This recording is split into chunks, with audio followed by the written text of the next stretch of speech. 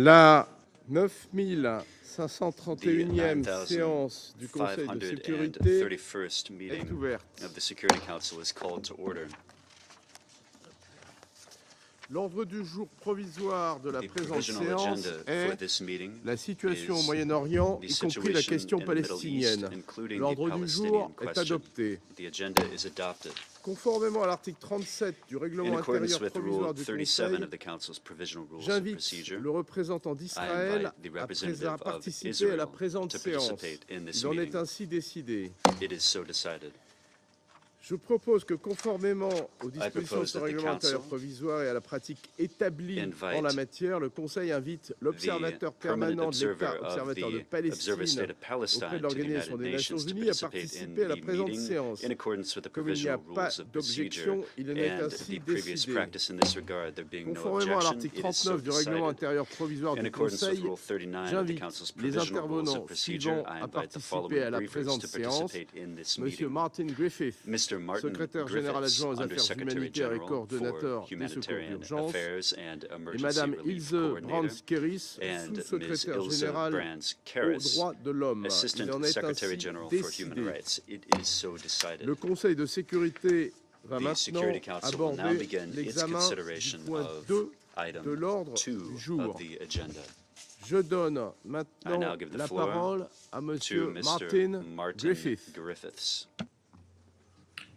Merci, Monsieur le Président, and thank you for this opportunity to address the Security Council on the humanitarian situation in Israel and the occupied Palestinian territories.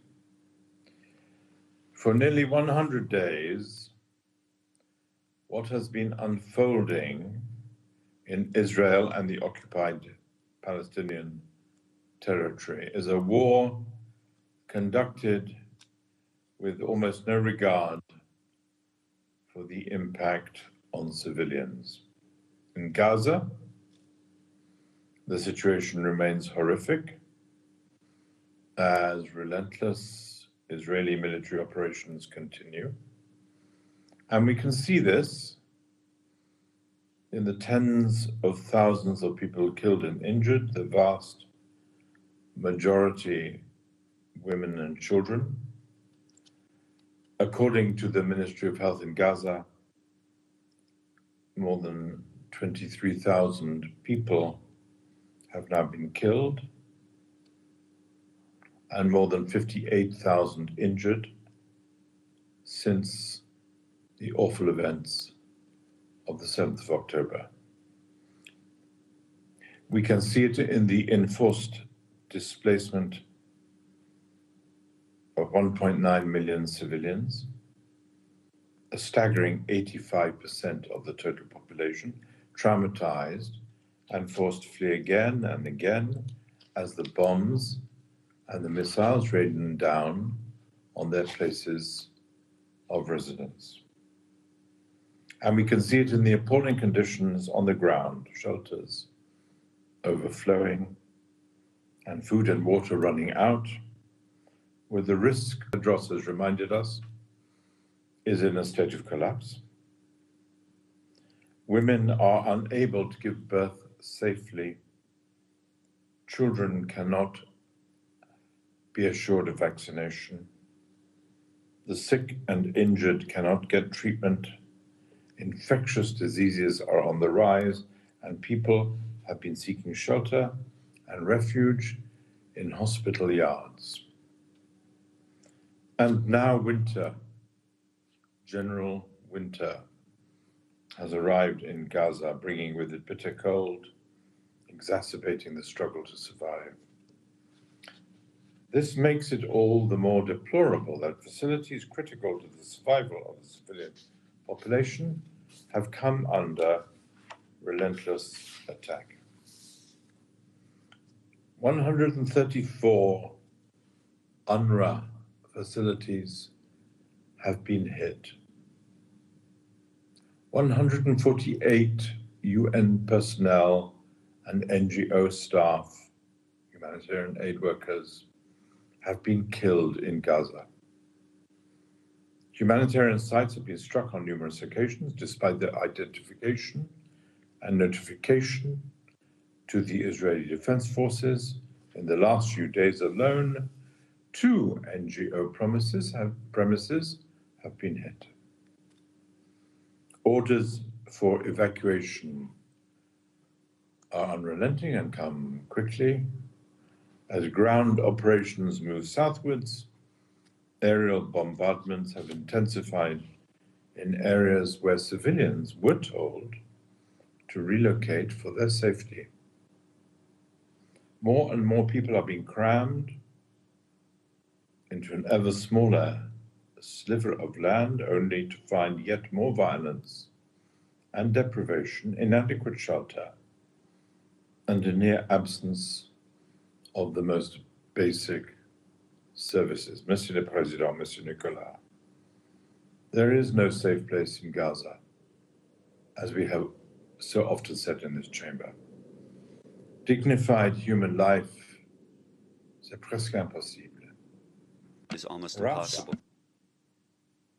Where the pre-crisis population was around just 280,000 people, is now home to 1 million displaced persons, and more continue to arrive each day. Multiple families are crowded into single apartments with no running water or working toilets. Tents are pitched and improvised shelters are built wherever possible, including sidewalks, squares, and in the middle of streets. It is currently hard to imagine that people would or could move back northwards. Our efforts in the United Nations, under the leadership of our colleague Jamie McGoldrick, to send humanitarian convoys to the north have been met with delays, denials, and the imposition of impossible conditions. The lack of respect for the humanitarian notification system, the deconfliction system, puts every movement of aid workers in danger, as do the wholly insufficient quantities of armored vehicles allowed us, and the limited communications allowed us for import that we have been allowed to bring in. My OCHA colleagues, my own colleagues from my office, who have managed to make it to the north in recent days, describe scenes of utter horror. Corpses, dead people left lying in the road, people with evident signs of starvation, stopping trucks in search of anything they can get to survive. And even if people were able to return home to the north, we know from the statistics of buildings destroyed, many no longer have homes to go to. Monsieur le Président, et c'est ce que je l'ai dit avant dans les autres séances. As I've said at previous meetings, providing humanitarian assistance across Gaza, c'est presque impossible. Is almost impossible. Our access to Khan Yunis and the middle area is largely absent and impossible.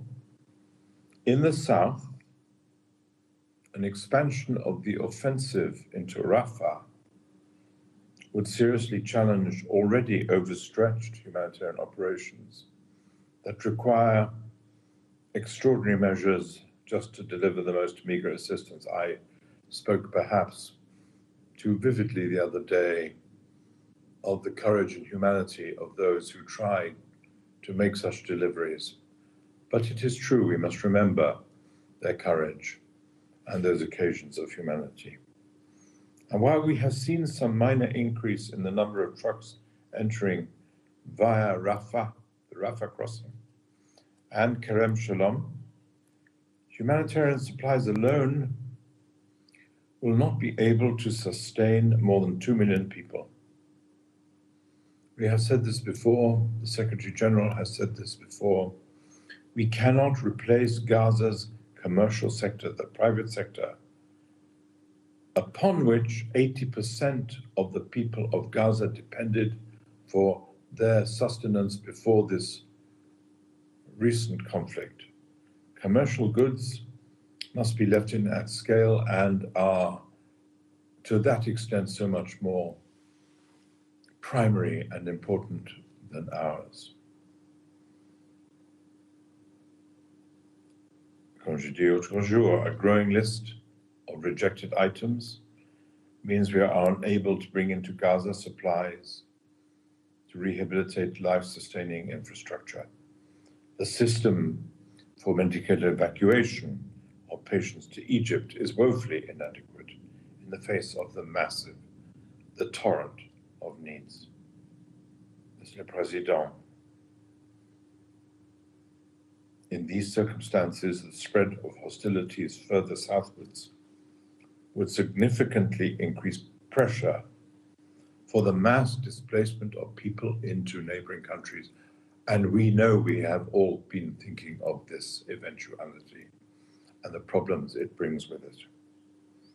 Some countries have already offered to host civilians who want to leave Gaza for their protection. I would like, with your permission, to emphasize that any persons displaced from Gaza must be allowed to return as international law demands.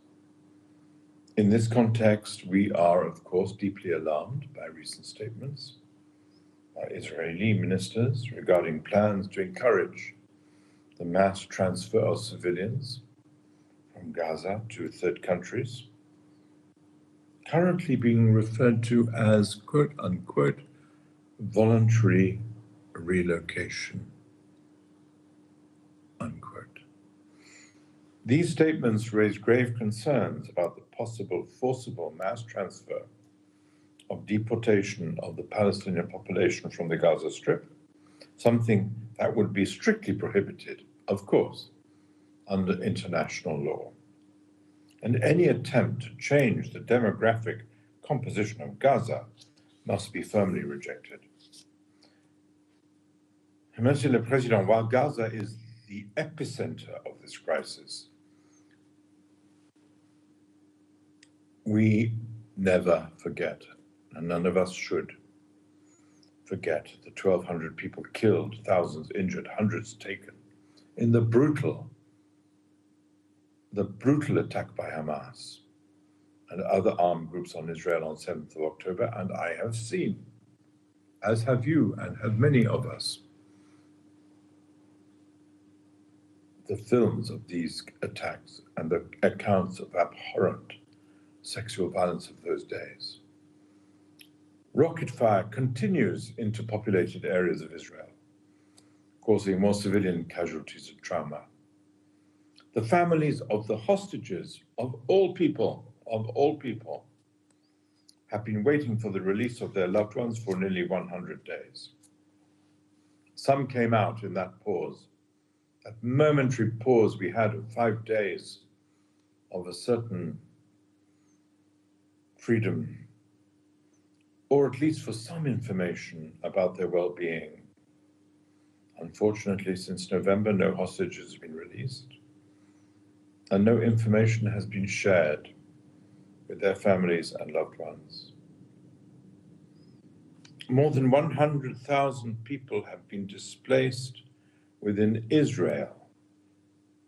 Also, let us not forget the effect of this war on Israel as a result of the 7th of October attack by Hamas and other armed groups, and due to the ongoing rocket fire, as I have myself experienced in Tel Aviv,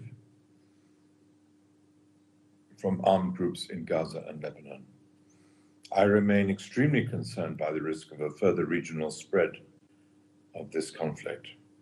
We're seeing already increasing tension and hostilities in the West Bank, where there have been continued Israeli raids against Palestinian towns, alarming increases in settler violence resulting in death, displacement, and the demolition of homes. And we are all aware, as of course will be discussed later, of the increase in tensions and military activity in Lebanon, the Red Sea, and my own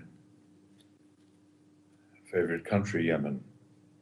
We cannot allow this to metastasize further. The consequences of a wider conflagration, as if this is not bad enough, would be unimaginable. Monsieur le Président,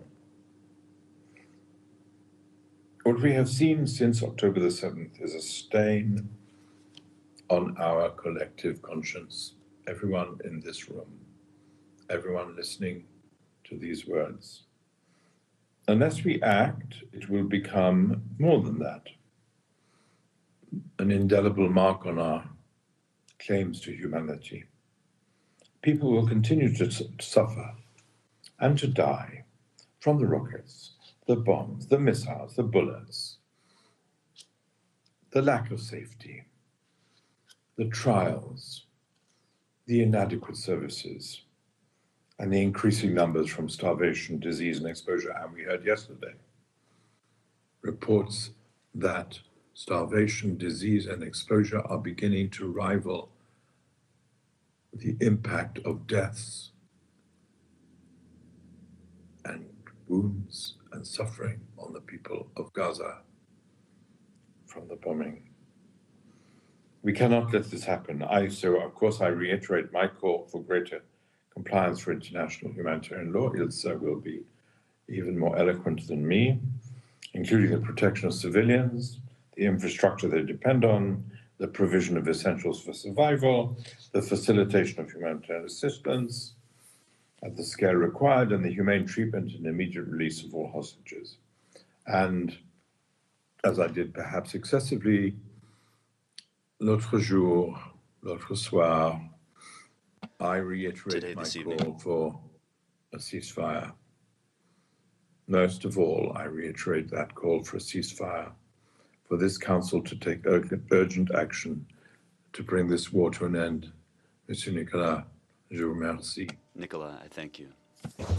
Je remercie beaucoup, Monsieur Griffiths. Thank you very much, Mr. Griffiths, son exposé. For your briefing. Et je donne à présent la parole à Madame Ilse Brands-Keris. Ilse Brands-Keris. Monsieur le Président, Excellences, c'est un honneur pour moi de m'adresser au Conseil de sécurité au nom du Haut-Commissariat des Nations Unies aux droits de l'homme. La situation accablante et les immenses souffrances auxquelles nous assistons à Gaza sont évitables et prévisibles. Ils ont fait l'objet d'alertes depuis de nombreuses semaines. L'horreur des attentats du 7 octobre, dont nous devons nous assurer que les auteurs soient tenus responsables, ne sera pas oubliée. Palestiniens, la menace de déplacement forcé a une résonance particulière.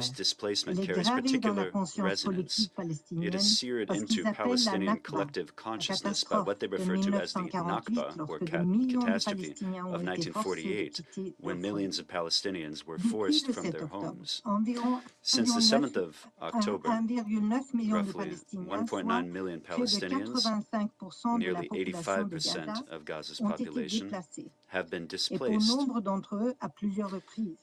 Certains ont suivi les ordres donnés par Israël de quitter certaines zones, tandis que d'autres ont fui par crainte d'être également victimes de violences et de graves privations s'ils demeuraient sur place. Les familles ont été séparées, des dizaines de milliers de personnes ont été tuées et des milliers d'autres encore ont été gravement blessés ou portés disparus. Plus de 100 000 personnes ont également été déplacées dans le sud d'Israël en raison du conflit à Gaza, ainsi que dans le nord d'Israël. Il semblerait qu'Israël ait pris des dispositions permettant leur déplacement dans des conditions satisfaisantes. Excellencies, what has happened in Gaza is not just a byproduct of conflict, but is the direct result of the manner in which hostilities have been conducted. Massive displacement in Gaza commenced on 12th October with Israeli authorities ordered to Palestinian civilians north of the Wadi Gaza to vacate their homes and go south. While Israel stated that its evacuation orders have been for the safety of Palestinian civilians, it appears that Israel has made scant provision to ensure such relocations comply with international law, in particular ensuring access to appropriate hygiene, health, safety, conditions for lawfulness, therefore potentially amount to forcible transfer, a war crime. In fact, these orders have often been confusing, requiring civilians to move to so-called humanitarian zones or known shelters, despite the fact that many such areas have been subsequently struck in Israeli military operations and the lack of any capacity in the shelters to absorb more people. OHCHR has documented how many civilians have sought in vain to find locations safe from Israel's massive bombardment and other military operations that have been continuing across the Gaza Strip, including in places specifically protected under international humanitarian law, such as hospitals and schools. The UN has documented 319 IDPs killed and 1,135 injured in UNRWA shelters alone. Security forces. That means the PA must make steps toward reform and revitalization. And it means Israel must release revenues that allow the PA to pay their security forces.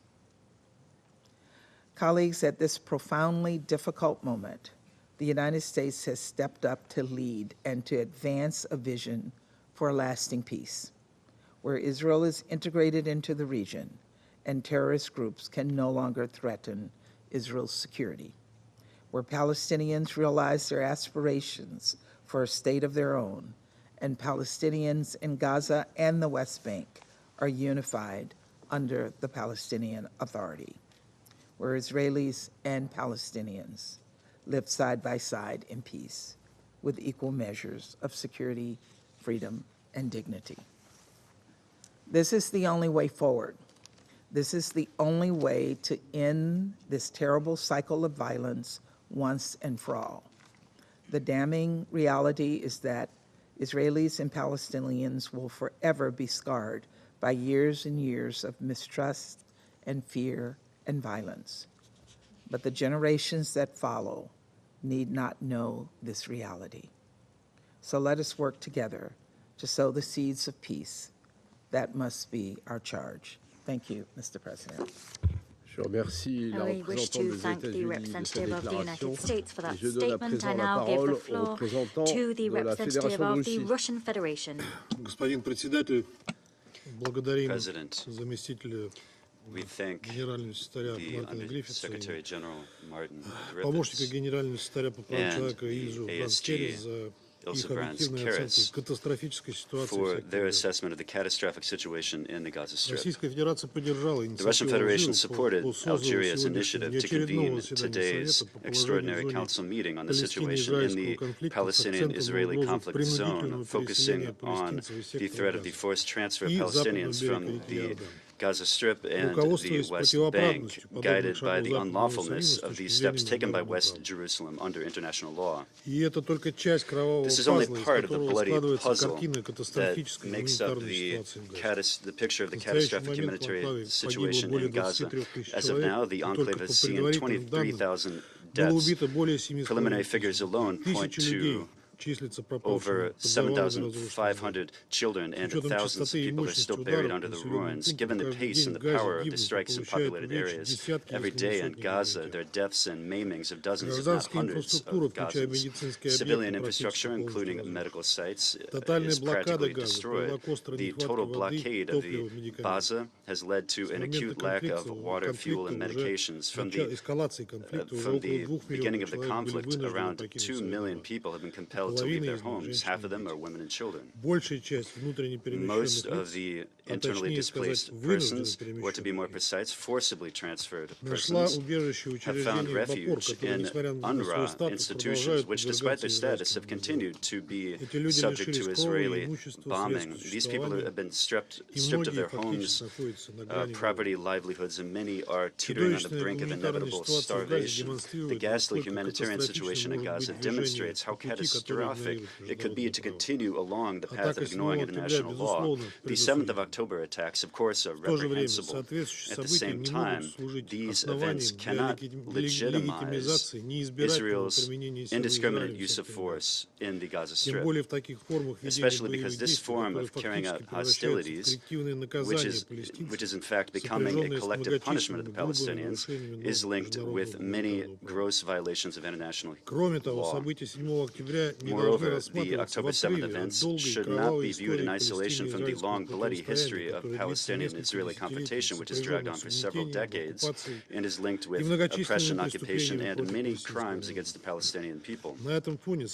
Against this backdrop, the UN Security Council, as the chief body for the maintenance of international peace and security, has still failed to shoulder its direct mandate and adopt a resolution containing an unequivocal call to the parties to immediately implement a ceasefire.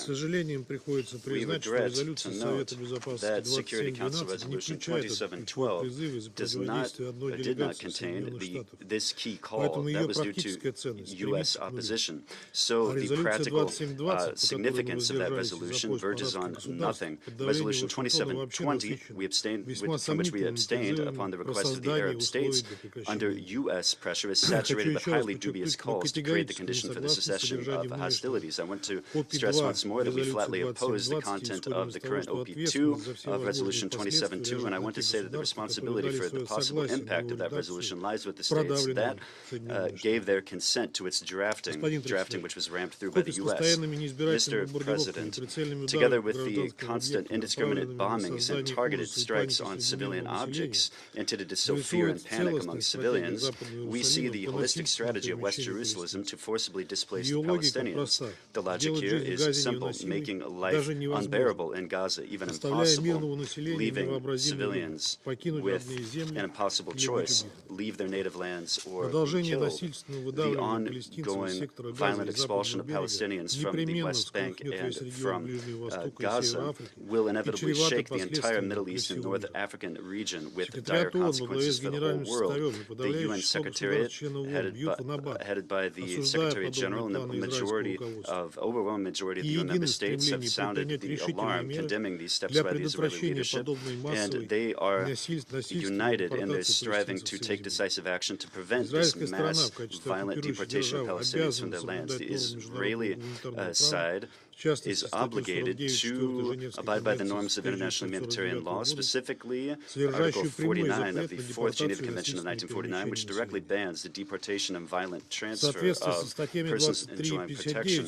Pursuant to Articles 23 and 59 of this Fourth Geneva Convention, occupying powers have a special obligation to ensure that civilians have basic goods. Against that backdrop, given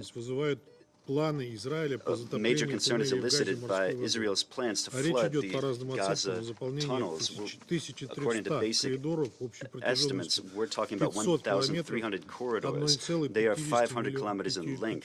They're going to be flooding them with 1.5 million cubic meters of water. I want to stress in particular that the impact of the contamination of this groundwater, which is Gaza's only fresh water source, that these implications will continue for 100 years.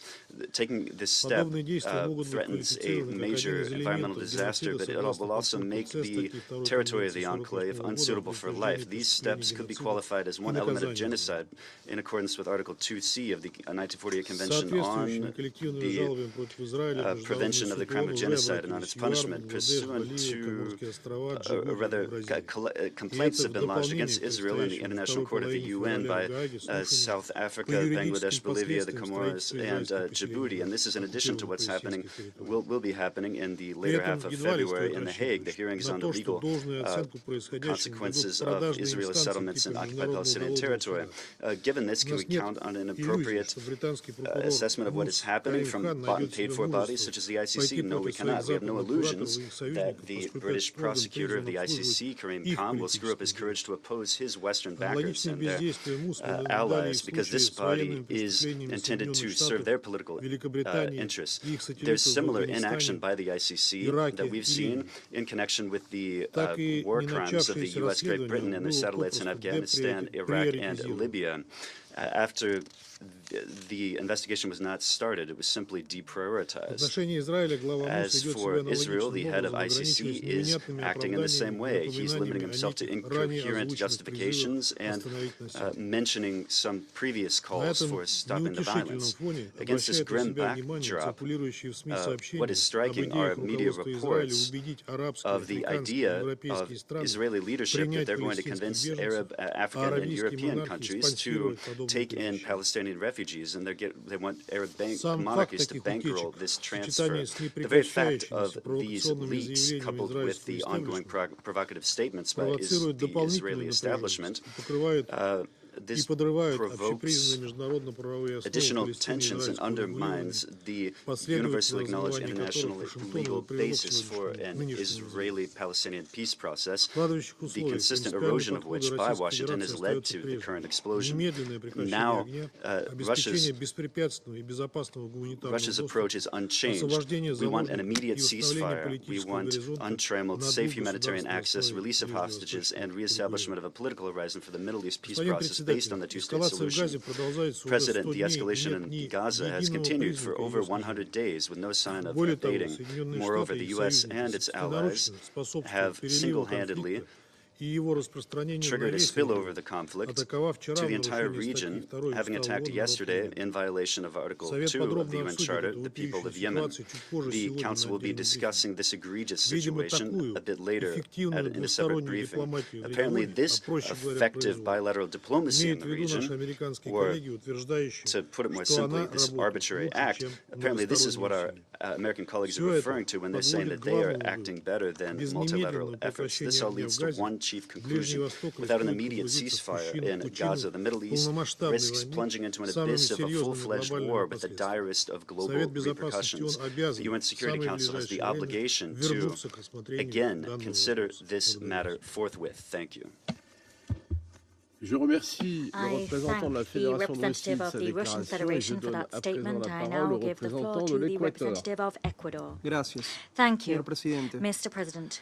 En primer lugar, agradezco al At the secretario outset, I general wish to adjunto de thank Asuntos Humanitarios y the Undersecretary General for de Humanitarian Socorro de Affairs Emergencias, and Martin Emergency Griffiths, Relief y Coordinator a la Martin subsecretaria Griffiths, and general I para also wish Derechos to thank Humanos, the Ilse Assistant Brands Secretary General for Keres, Human Rights, Ms. por los Ilse sombríos Brands-Keres. I informes que thank both acabamos de for the escuchar, somber reports al that we've tiempo que just reitero el heard. apoyo de At the Ecuador same para time, sus I reiterate labores. Ecuador's support for their Hace work. más de un año, en More el than a primer year discurso ago, in the pronunciado first como statement miembros no we made permanentes as del Consejo non-permanent sobre este members of tema, the Security Council mi on this delegación issue, hizo un my llamado a delegation cesar las called declaraciones for incendiarias que incendiary profundizan el statements to conflicto stop such e incitan a la statements, violencia. exacerbate Hoy conflict and hemos sido incite convocados violence. debido a la Today, preocupación this meeting has generada been por convened in precisamente view este of the tipo de concern declaraciones prompted over en exactly such circunstancias statements that are mucho más today being made difíciles. in much more difficult Señor presidente, circumstances. Mr. President, este this Consejo ha sido Council claro en has rechazar been el clear desplazamiento in forzoso de la rejecting the población forced civil, displacement of the civilian incluidos los population, niños, including of en children, contravención del in derecho violation of internacional, international law, incluido el derecho including internacional of international humanitario y el derecho humanitarian law internacional and de los derechos international human humanos. rights law. Lo ha hecho The dos Council veces en has los done últimos so 60 twice días in the en las last 60 resoluciones days in 2712 resolutions y 2712 2720. and 2720. En la misma resolución In 2720, el Consejo Resolution destacó que la Franja de 2720, Gaza the constituye Council una parte underscored the fact integral that the del Gaza Strip territorio ocupado constitutes an en integral part of the territory occupied in 1967 y reiteró 1967. la It aspiración reiterated a la the desire solución to see a biestatal two-state según la cual la solution Franja de under Gaza which the forma Gaza parte del Strip gobierno forms palestino. part of the Palestinian El Ecuador government, reitera says su the total Speaker. coincidencia con lo Ecuador señalado reiterates por el the fact that Consejo, it agrees así como absolutely with what the insiste en la Council has necesidad said. de We alcanzar also una insist solución upon the need pacífica, to achieve a negociada, peaceful, definitiva y negotiated, justa para las definitive and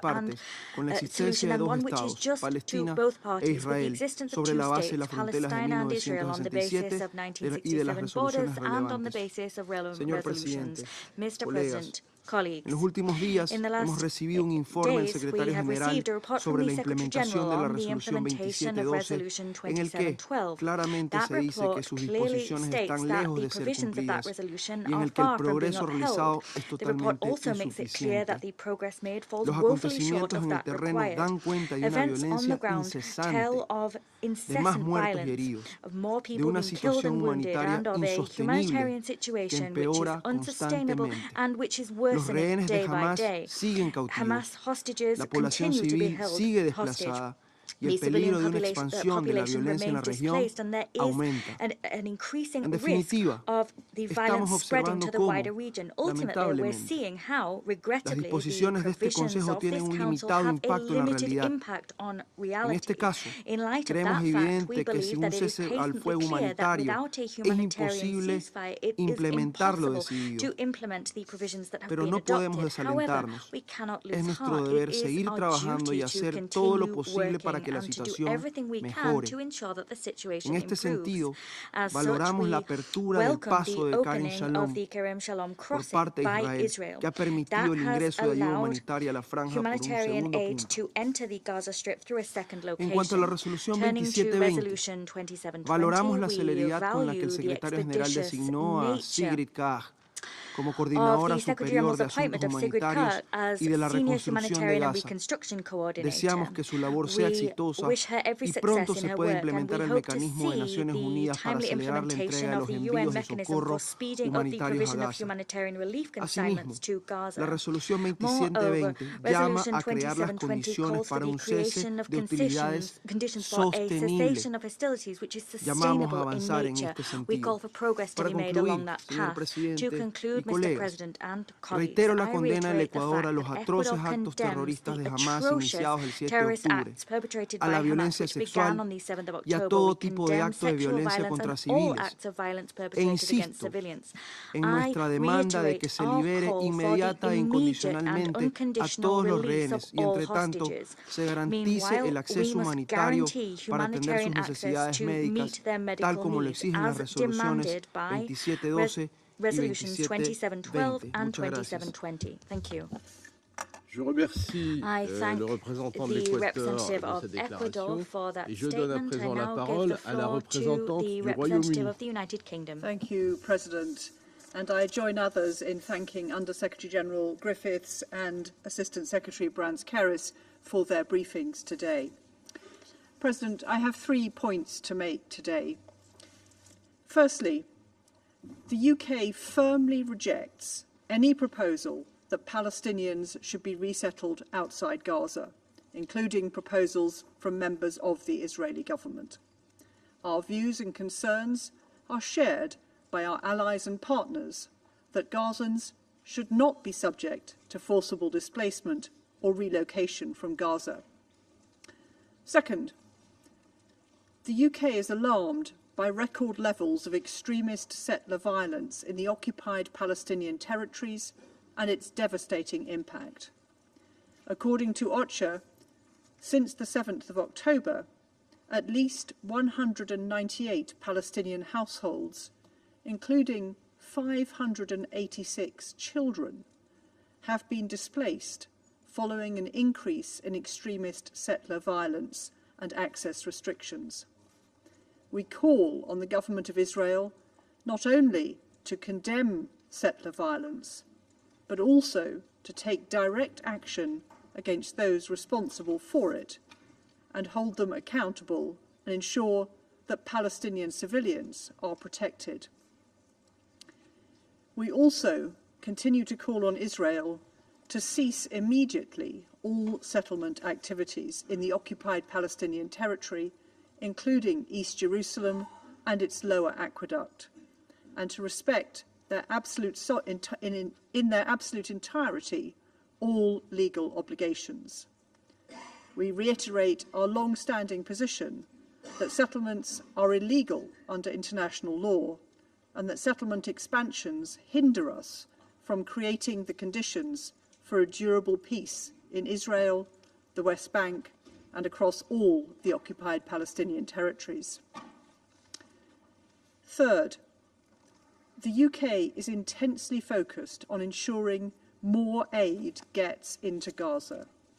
The current levels are woefully inadequate for the deepening humanitarian crisis. We're deeply concerned that the World Food Programme is reporting that 9 out of 10 families are going with less than 1 meal a day. We want to see a ceasefire, but this must be a sustainable ceasefire one that will last. A sustainable ceasefire means one in which Hamas no longer poses a threat to Israel's security.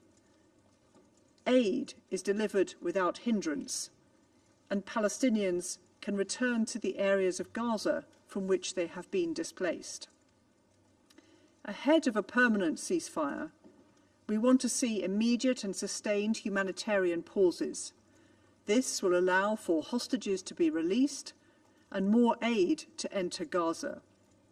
In accordance with Security Council Resolution 2720, we call on Israel to allow for higher volumes of humanitarian aid through as many routes as possible.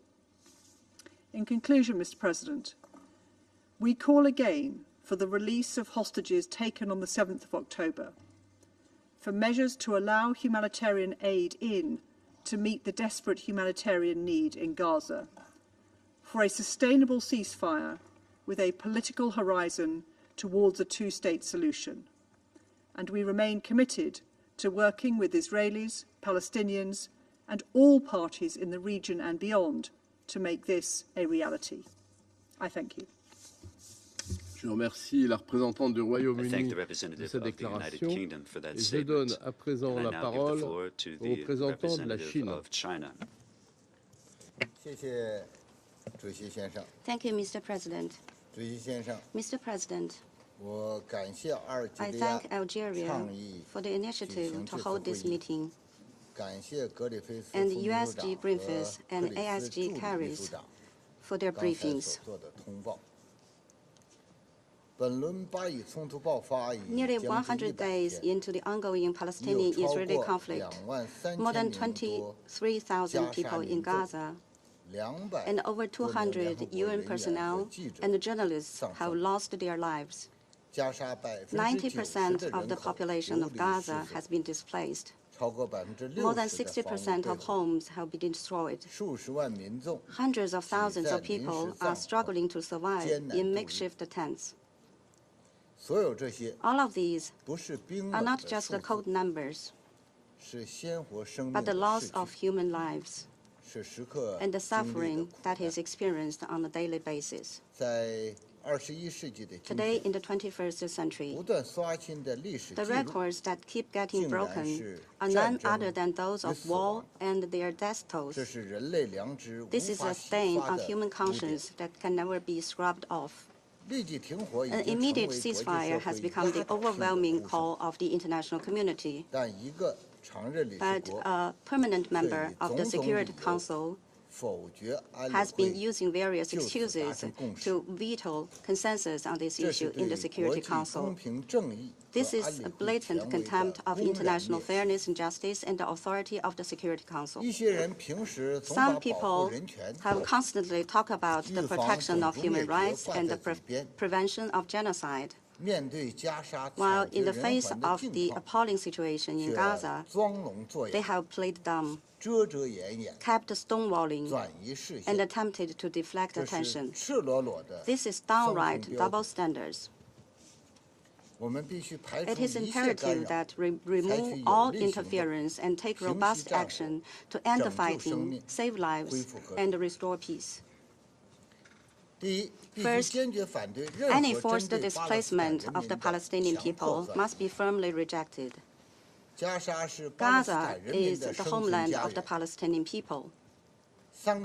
Over the past 3 months, over 1 million people have been forced to relocate again and again, but in the face of the constant threat of death, they have nowhere to hide and nowhere to flee. Some Israeli political figures have called for voluntary emigration from Gaza, over which we express our grave concern. That would mean driving 2 million population out of Gaza and turning Gaza into a so-called safe zone devoid of human habitation. If put into practice, such a horrific idea would constitute atrocity crimes under international law and would completely destroy the prospect of the two-state solution. We have taken note of some statements and clarifications made by Israel in this regard. But on this issue, while what is said is important, what is done is even more important. We are paying close attention to Israel's declared intentions, while at the same time paying more attention to its serious consequences in reality. Secondly, all measures must be taken to alleviate the humanitarian disaster. At present, access to humanitarian supplies is extremely limited. Food, medicine, and other essential supplies are extremely scarce. Disease and hunger are spreading in Gaza, and social order is on the verge of collapse. Secretary General Guterres has repeatedly emphasized that conditions for delivering humanitarian aid in Gaza do not exist under gunfire. It is Israel that has continued its indiscriminate bombardment against Gaza and has placed numerous obstacles blocking access to humanitarian supplies. But it is also Israel that has accused the United Nations of not having the will and ability to provide humanitarian assistance. This is totally unacceptable. Security Council resolutions 2712 and 2720 must be fully implemented. Israel must fulfill its obligations as the occupying power, ensure the safety of humanitarian workers, and provide full cooperation in humanitarian relief efforts. China welcomes the concrete proposals by Secretary General Guterres on the implementation of Resolution 2712 and the appointment of Ms. Tag as UN Senior Humanitarian and Reconstruction Coordinator for Gaza. China supports further action by the Security Council to clear obstacles to the safe, rapid, and unimpeded entry of sufficient humanitarian supplies into Gaza. Thirdly, a ceasefire must be promoted with the utmost urgency. Only a ceasefire can prevent greater civilian casualties and humanitarian disasters and create conditions for the early release of all hostages. Only a ceasefire can prevent the foundation of the two-state solution from being completely destroyed, and only a ceasefire can prevent the entire Middle East region from being devoured by a calamity. However, it is worrying that instead of seeing the prospect of an immediate ceasefire, the situation is heading towards the expansion of the conflict. We urge the international community, especially countries with major influence, to make the realization of a ceasefire the overriding urgent task. We call Israel to reverse course immediately and stop its indiscriminate military attacks on and the destruction of Gaza. In the West Bank, Israel should effectively curb settler violence and stop the searches, arrests, and raids against the Palestinians. Israel should transfer seized tax revenue to the Palestinian National Authority as soon as possible. We are concerned about the spillover effects of the Gaza conflict on the situation in the Red Sea. The military action launched by US and UK against Yemen will undoubtedly exacerbate regional tensions. We call on all parties to effectively abide by the UN Charter and international law and to make joint efforts to maintain peace and security in the Red Sea and the Middle East. Thank you, President. Je remercie le représentant de la Chine de sa déclaration et je donne à présent la parole à la représentante de Malte. Thank you, President. I also thank Under-Secretary General Griffiths and Assistant Secretary General Brans-Harris for their most pertinent briefings. At the outset, we must stress that the catastrophic situation in Gaza is causing immense levels of death, suffering, and displacement amongst the civilian population. Millions of civilians are enduring the deprivation of basic necessities, leading to a staggering loss of life. This plight is no more tragic than when one considers the humanitarian consequences this has on women and children, who suffer disproportionately from food insecurity, malnutrition, and the crippling healthcare system. We reiterate that there is an urgent need to genuinely facilitate the delivery of humanitarian aid into and within Gaza, including through the opening of additional crossing points. Furthermore, all arbitrary bureaucratic impediments to humanitarian operations must cease. Equally fundamental is the need to assure and safeguard the safety of UN and humanitarian workers, including the security of their premises.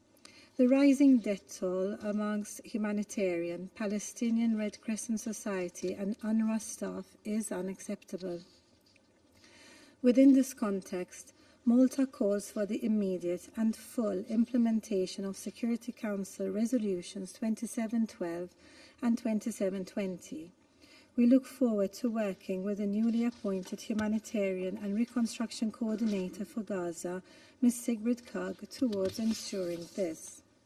President, we must also not forget the plight of those hostages still held by Hamas in Gaza.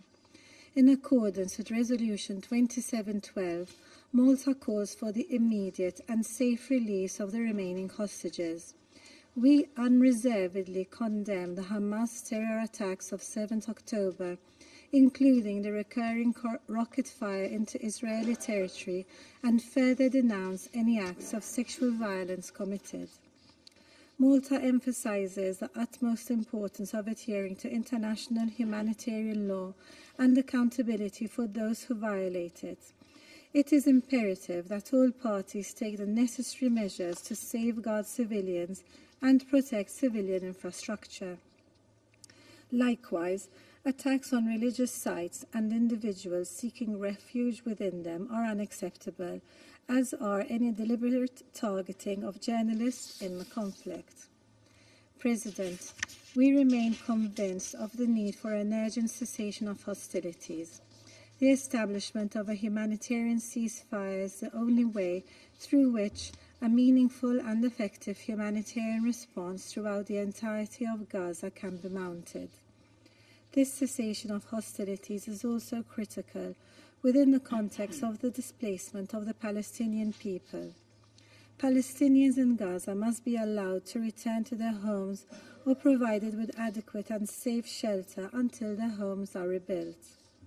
The forced displacement of populations and the transfer of populations from occupied territory is a grave violation of international law and a war crime under the 4th Geneva Convention. We reject any attempts regarding the forced or coercive transfer of Palestinian people out of Gaza. Statements to this effect from figures within the Israeli government are deeply regrettable.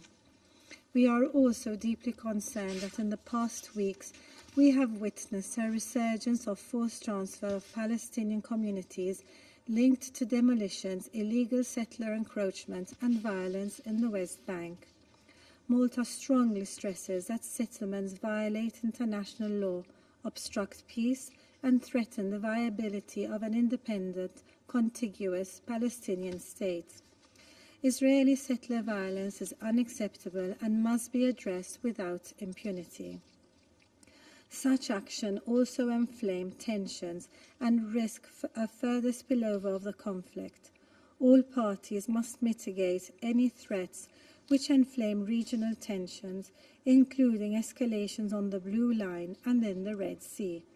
The universal norms of international law must be respected on all fronts. A fundamental recommitment to political dialogue, which is based on the realization of a two-state solution, has never been more essential. Malta reiterates its conviction that the only viable path to achieving peace lies within the internationally agreed parameters of the two-state solution along the pre-1967 borders, addressing the legitimate aspirations of both sides, with Jerusalem as a future capital of two states, living side by side in peace and security. Thank you. Je remercie la représentante de I Malte thank the de sa representative of déclaration Malta et for je donne that à présent la statement, and I now parole give au the floor to the représentant du Japon. representative of Japan. Thank you, Mr. President. I thank USG Griffith and the ASG Brands-Keris for their valuable briefings. Mr. President, 3 months have passed since the heinous acts of terror were committed by Hamas and other militant groups. Since then, Gaza has been under heavy bombardments and relentless shelling, making Gaza as one of the worst humanitarian catastrophes witnessed today. The extent of the suffering in Gaza is unimaginable. At least 23,000 Palestinians have been reportedly killed in Gaza, including a heartbreaking loss of over 10,000 children. Over 85% of the population across the Gaza Strip have been displaced. Critical civilian infrastructure, including hospitals and UN shelters, have not been spared from attacks. Famine is imminent, and those internally displaced are at high risk of communicable diseases due to extremely poor living conditions. Humanity is in crisis. The international community must continue to work with a greater sense of urgency towards alleviating the humanitarian disaster in Gaza. We fully support the recent appointed UN Senior Coordinator, Ms. Sigrid Kaag, and her staff to this end. While the Security Council adopted Resolution 2712 and 2720, regrettably, their effective implementation remains elusive due to the ongoing heavy fighting. As violent regional spillover is already happening, what is most urgent is the de-escalation of the conflict. In this regard, our position is clear as shown in our voting positions in relevant resolutions, including the UNGA resolution adopted on December 12 last year. We would also like to emphasize once again the hostages held by Hamas and other militant groups must be released immediately and unconditionally to create better conditions towards easing tensions. Mr. President, Japan is concerned about the recent inflammatory rhetoric by Israeli ministers on the, quote, resettlement, unquote, of Palestinians outside of the Gaza Strip. Any attempt to forcibly displace the Palestinian people is inconsistent with the relevant Security Council resolutions and in violation of international law, including international humanitarian law and human rights law. We reject any such forced displacement. We also stress the need to create conditions to enable displaced Palestinians in Gaza to return safely to their homes. In this regard, we note recent reports that Israel has agreed to allow the UN to carry out an assessment mission in northern Gaza. We should create conclusion. Japan will continue to exert its utmost efforts to contribute the de-escalation of this conflict within and beyond Gaza. A two-state solution remains the only viable path for both Israel and the future independent Palestinian state, which must include the Gaza Strip and the West Bank to live side by side in mutual peace and security. I thank you, President. Je remercie le représentant du Japon de cette déclaration. Et je donne à présent la parole au représentant de la Slovénie. Thank you very much, Mr. President. I also would like to thank Undersecretary General Griffith and Assistant Secretary Brans-Keris for their very sober and yet very clear briefings. Looking at the situation in Gaza and the broader Middle East region, we believe it is high time to reflect on our responsibility as the Council. Slovenia shares the concerns of briefers regarding the several recent statements by members of the Israeli government proposing mass displacement of Palestinians from Gaza, and we strongly reject them. Any displacement of the Palestinian population from Gaza would constitute a grave breach of international humanitarian law, amounting to a war crime. We condemn such statements, which are only escalating tensions. Secondly, we are appalled by the current conditions in which internally displaced people of Gaza are living. 85% of Gaza's population is displaced. Military operations, including indiscriminate bombardment, are forcing people to flee over and over again. As the recent report of the Secretary General has outlined, Gaza is facing widespread death and destruction. Famine looms rampant. There is an evolving public health catastrophe, with children, pregnant women, and older among those most at risk. There is a dire need to scale up humanitarian aid and allow rapid, safe, and unhindered humanitarian assistance. In this regard, we welcome the appointment of Ms. Sigrid Kaag as a senior humanitarian and reconstruction coordinator for Gaza and stand ready to support her.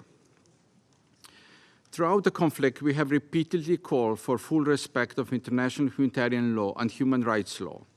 I would like to voice our concern over the grave violations we are witnessing in Gaza. All the reports we are receiving on the humanitarian situation demonstrate that Gaza is uninhabitable. People have been seeking shelter at hospitals and UNRWA facilities, which are overcrowded and without adequate sanitation facilities, and even those have been bombed. Civilians have been sheltering in the so-called safe zones, which have been bombed as well. Mr. President, the bottom line is that no place in Gaza is safe. So where will these people return? We are talking about whole neighborhoods reduced to rubble, roads and infrastructure related to water, electricity, sewage. The most basic infrastructure has been damaged. Hospitals, religious sites, schools, museums, the ancient port of Gaza, and more destroyed. Of course, we are aware of Hamas using some civilian infrastructure to continue its attacks on Israel. Of course, we are aware of the brutality of the October 7 attack on Israeli civilians. We are deeply concerned by the information about sexual violence by Hamas, which needs to be investigated and addressed. And we are calling on Hamas to immediately release all hostages so they can return to their families.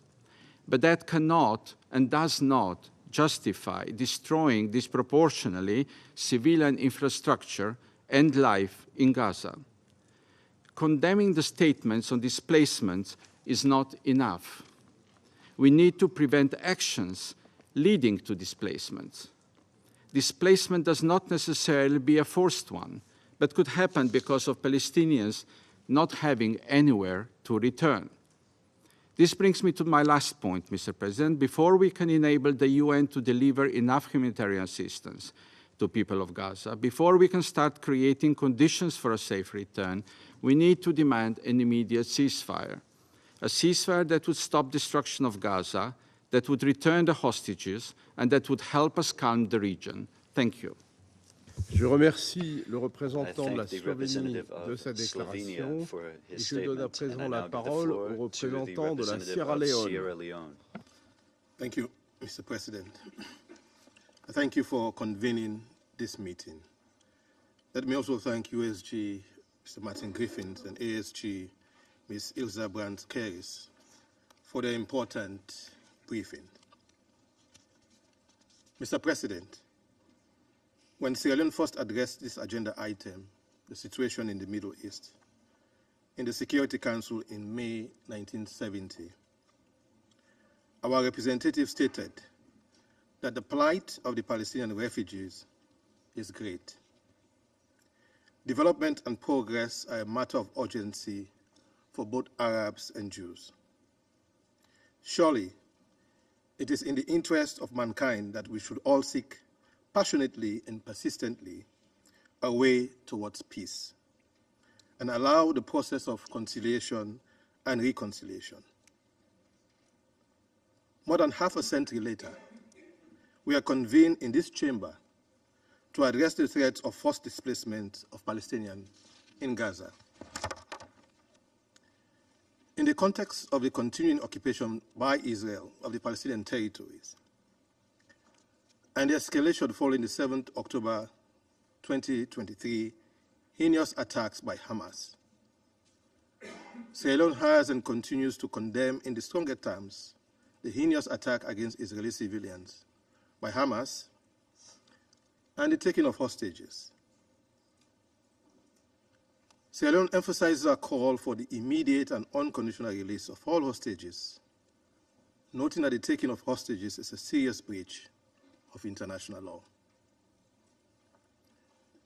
We also strongly condemn attacks on civilians, Palestinian civilians, and civilian infrastructure. The practice of collective punishment and forced displacement of Palestinian people. As reported by the Secretary General, 1.9 million Palestinians are internally displaced and are mostly sheltering in or around the vicinity of UNRWA installations in Gaza. We reject any attempt to remove Palestinians from the Gaza Strip or the West Bank, either temporarily or for a long time period. We deeply reject the unacceptable high human cost with report of the killings of about 23,000 Palestinian civilians since the 7th October 2023, with women and children being the most affected. We regret the ultimate cost being paid by UN and other humanitarian workers and journalists. Sierra Leone calls for accountability for all those responsible for violations of international law, in particular international humanitarian law, and those crimes of serious concern to the international community. Mr. President, in the past 3 months, we've witnessed a situation that has become increasingly precarious, leading to the breakdown of systems, loss of lives, and destruction of civilian infrastructure in the Gaza Strip. A situation that has deepened the complexity of the Middle East Palestinian question, with ramifications for regional escalation. We note with grave concern the severe humanitarian situation in the Gaza Strip due to the continuous violence and denial of access to life-saving humanitarian aid at the scale and means necessary. We call on all parties to comply with this Council's resolutions 2712, 2720, and their obligations under international law to allow for rapid, safe, and unhindered humanitarian access to the civilians in need. Sierra Leone therefore calls for an immediate humanitarian ceasefire, which in our view will bring an end to the atrocities, reduce regional tensions, and allow for the consolidation of ongoing humanitarian efforts by the United Nations and other international partners geared towards having an effective humanitarian aid operation in the Gaza Strip. In closing, Sierra Leone reiterates its call for political and diplomatic efforts to facilitate the two-state solution that will ensure Israel and Palestine live side by side in long-lasting peace and security. I thank you. Je remercie le représentant de la Sierra Leone de sa déclaration et je donne à présent la parole au représentant de la République de Corée. Thank you, Mr. President. I also join in thanking Under-Secretary General Martin Griffith and Assistant Secretary General for Human Rights, Ilse Kerrith, for their briefing today. More than 3 months have now passed since the horrendous terrorist attacks by Hamas on the 7th of October, which we condemn in the strongest terms. Since then, hostilities have been ongoing in Gaza and Israel, and the consequences are extremely alarming. USG Martin Griffith last week characterized the situation on the ground, that Gaza has become a place of death and despair. Civilians in Gaza, including women and children, have no safe place, as even hospitals are being besieged by military operations and airstrikes. Today, USG Martin Griffith briefed to the members of the Secret Council that there has barely been any improvement on the humanitarian situation in Gaza, despite adoption of Resolution 2712 and 2720. In his alarming letter to the Council last week, Secretary General Guterres also detailed that the level of aid to Palestinians in Gaza is completely inadequate for 2 million people as widespread famine looms. Mr. President, more sustainable humanitarian pauses that can lead to a sustainable cessation of hostilities are of utmost importance. Based on these, delivery of critical humanitarian aid must be expanded and expedited. Countless trucks with humanitarian aids from numerous countries are lining up, waiting for their turn to enter Gaza, which myself witnessed in my trip to Rafah crossing. Mr. President, the Palestinian people's right to live on their own land must be guaranteed. Individual or a mass forcible transfer of Palestinians outside Palestine, including the Gaza Strip, is simply not official voluntary migration of Palestinians out of Gaza. We are also extremely alarmed by these inflammatory remarks by various Israeli ministers that Israel must resettle the Gaza Strip.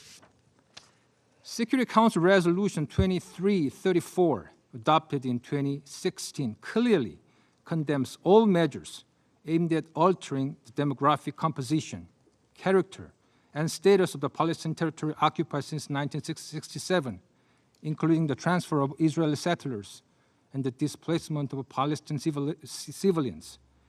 Any such act is in violation of international humanitarian law and relevant Security Council resolutions. All settlement activities must be ceased, and Gaza must not be resettled. Resolution 2334 also calls upon the parties to refrain from provocative actions, incitement, and inflammatory rhetoric. The rhetoric of high-level Israeli officials, including multiple ministers, on the possible forced displacement of Palestinians does not in any way help to ease the tension that is widespread all around the Middle East. Mr. President, we all know, and every member in this chamber keep reaffirming, that the only possible way to stop the cycle of violence is through the realization of the state solution, with both Israelis and Palestinians living side by side in peace within secure and recognized borders consistent with international law and the relevant UN resolutions. Any acts or statements that hinder the realization of this aspiration of the world must stop immediately. I thank you, Mr. President. Je remercie le représentant de la République de Corée pour sa déclaration et je donne à présent la parole à la représentante du Guyana.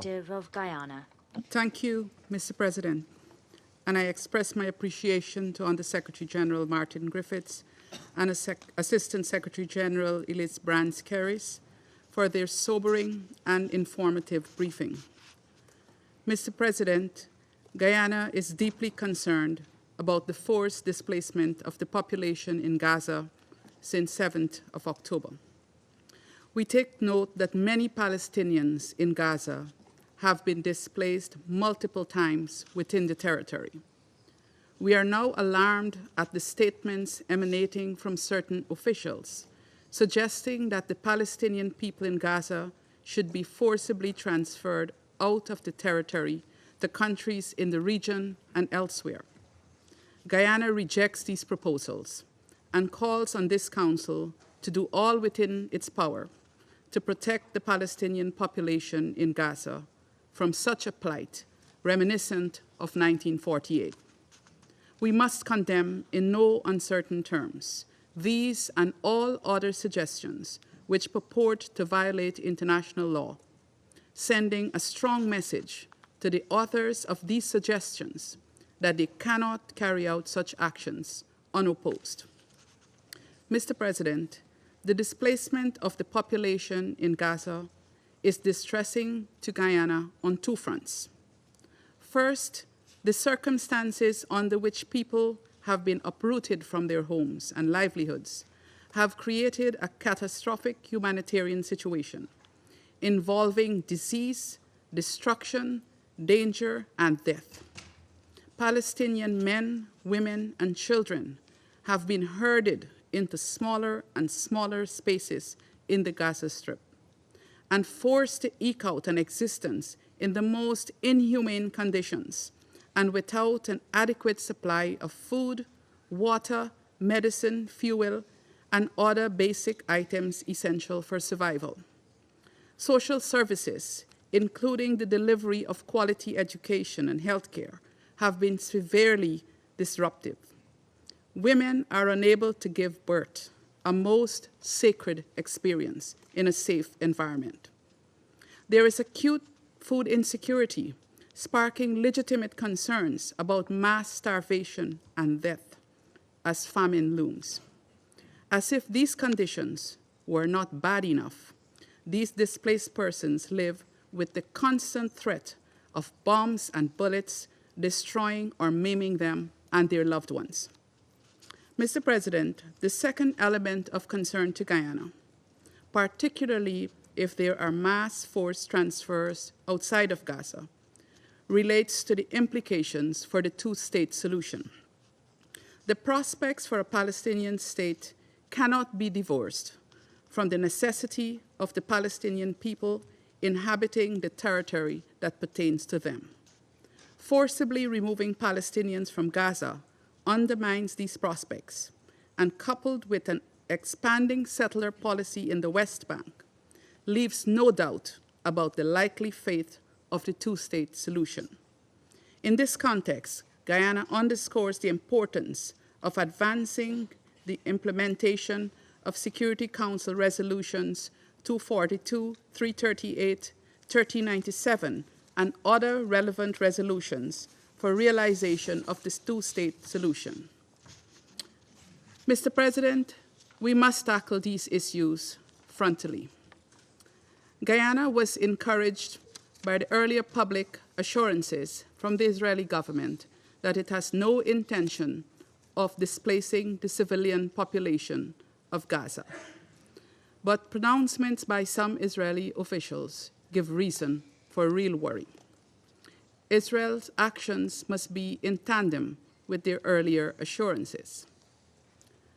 The first and most critical step at this stage, Mr. President, is a cessation of all hostilities, an immediate ceasefire. Outside of this, displacement will continue because people will have to keep moving in the hope of finding safety somewhere in the hell that is Gaza right now. Mr. President, Ghana wants to partner with this Council and the international community to end the indignity that the people of Gaza are enduring. We are prepared to work hard with everyone to end this war and to rebuild and reconstruct lives. Most importantly, we are prepared, as we have always been, to work with everyone to find a path to advance the two-state solution. Palestinians and Israelis alike deserve lasting peace and security. I thank you. I thank the representative of Guyana for that statement and now give the floor to the representative of Mozambique. Thank you, Mr. President. Mr. President, I wish to thank the People's Democratic Republic of Algeria for calling this briefing on the humanitarian situation in Gaza, with particular focus on the forced displacement of the Palestinian people. We also thank the briefers, Mr. Martin Griffiths, and the Secretary General for Humanitarian Affairs and Emergency Relief Coordinator, and Ms. Ilse Brands-Keris, Assistant Secretary for Human Rights, for their assessment on the situation in Gaza. Mr. President, after 3 months of war, the situation in Gaza is dire, with endless death, forced relocations, unparalleled health catastrophe, famine, and no prospect or hope for Gaza. Forced displacement and limits on humanitarian aid are not acceptable. Innocent civilians are those who suffer the most. It is our duty to uphold respect and dignity. In fact, the United Nations has reported that the Gaza Strip continues to suffer from intense bombardments that have caused immense casualties and destruction of vital civilian infrastructure, creating a total crisis. These actions violate the international humanitarian law, human rights law, and the Geneva Convention on Displaced Persons. The peak of regional escalation of the conflict in the Middle East has reached the highest level. It is therefore imperative that these conflicts cease immediately before the consequences spread any further, or it will be too late to stop and limit its repercussions.